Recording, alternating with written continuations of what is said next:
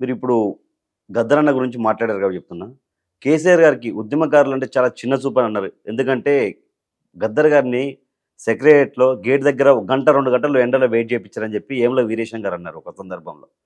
నిజంగా కేసీఆర్ గారికి ఉద్యమకారులు అంటే చిన్న చూపా?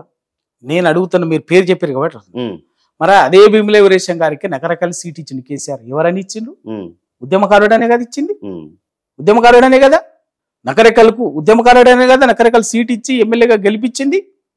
ఇవాళ సరే రాజకీయంగా మళ్ళీ ఒకసారి అవకాశంలో తేడా రాగానే మాట మార్చుకుంటూ మాట్లాడతాడు, కరెక్ట్ కాదు.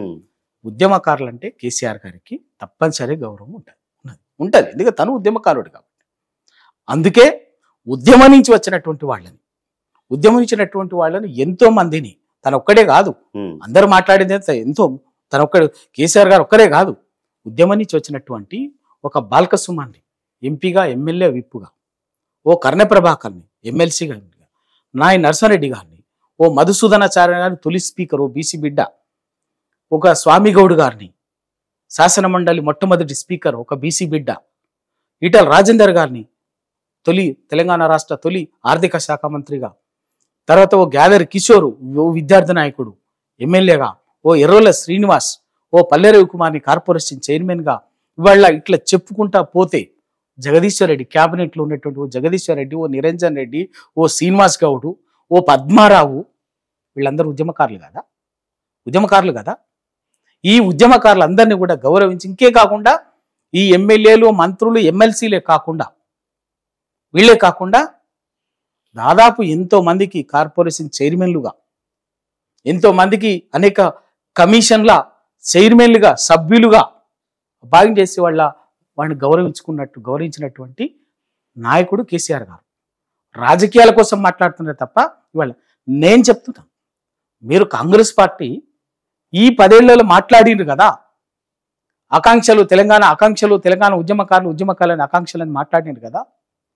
మీరు ఏ ఉద్యమకారుని గౌరవించురో చెప్పండి.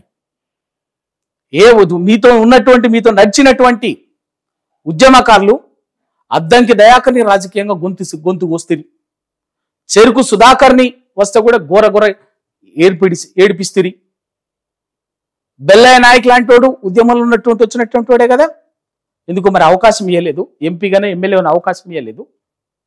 అదే ఏ విద్యార్థి నాయకుడి కన్నా ఓ ఎమ్మెల్యే, ఒక ఎంపీ, ఎమ్మెల్సీ సీట్ ఇచ్చిందా మీరు ఉద్యమంలో ఉన్నటువంటి వాళ్ళకి? మీరు అదే ఉద్యమంలో ఉన్నటువంటి మధుయాస్కి లాంటి వాడిని, ఏం జరిగిందో అందరికీ తెలుసు. రాజకీయంగా ఎందుకు కుట్రపూరితంగా చేసింది? మరి అదే కాంగ్రెస్ పార్టీ మీరు ఉద్యమకారులు అని చెప్పి మాట్లాడేటటువంటి వాళ్ళు, వీళ్ళ మీకు అధికారం వచ్చింది తెలంగాణలో 10 ఏళ్ల తర్వాత. ఒక ఉద్యమం నుంచి వచ్చినటువంటి వాడిని ఎందుకో ముఖ్యమంత్రిని చేయలేదు? చెప్పండి. ఉద్యమానికి వ్యతిరేకంగా తెలంగాణ బిల్లు పాస్ అయ్యేంత వరకు ఉద్యమ వ్యతిరేక శక్తులకు వెన్నుదన్నుగా, అండదండగా నిలబడినటువంటి రేవంత్ రెడ్డి గారిని మీరు ఇలా ముఖ్యమంత్రిని చేసి ఉద్యమం కోసం, ఉద్యమకాంక్షలు, ఉద్యమకారులకు మేము కాపాడుకుంటామని చెప్పేసి మాట్లాడటం అనేది ఇక వాళ్ళకే చెల్లింది. అంటే కాంగ్రెస్ ఈరోజు ఒక మన అధికారంలోకి వచ్చిందంటే రేవంత్ రెడ్డి వల్లే కదా, అందుకే రేవంత్ రెడ్డికి ఇచ్చామంటారు. అది మాట్లాడేటువంటి వాళ్ళు వాళ్ళకే తెలియాలి. అంటే మరి మీకు తెలంగాణ కాంగ్రెస్ పార్టీకి నాయకులే లేరా? అంటే కేసీఆర్ ఎదుర్కోవాలంటే గట్టి నాయకుడు ఎదుర్కొనేది ఏంది? మీకు శక్తి లేదా? రేవంత్ రెడ్డి పార్టీ అంత బలహీనంగా ఉందా? కాంగ్రెస్ పార్టీ అంత బలహీనంగా ఉందా? నాయకులు తయారు చేసుకోలేదా? పక్క పార్టీ నుంచి మొన్నటి వరకు ఏం మాట్లాడిండు రేవంత్ రెడ్డి? మొన్నటి వరకు ఇదే సోనియా గాంధీ గారిని బలిదేవత అన్నాడు, రాహుల్ గాంధీ గారిని పప్పు అన్నాడు, శుద్ధ పనికి రానోడు అన్నాడు. ఎన్ని మాటలు మాట్లాడాలో అన్ని మాటలు మాట్లాడినటువంటి రేవంత్ రెడ్డి. మరి అంతే కదా, మరి సోనియా గాంధీ గారు తల్లి అయిండు, ఆ రోజు బలిదేవత అయినటువంటిది ఇవాళ అయిపోయింది.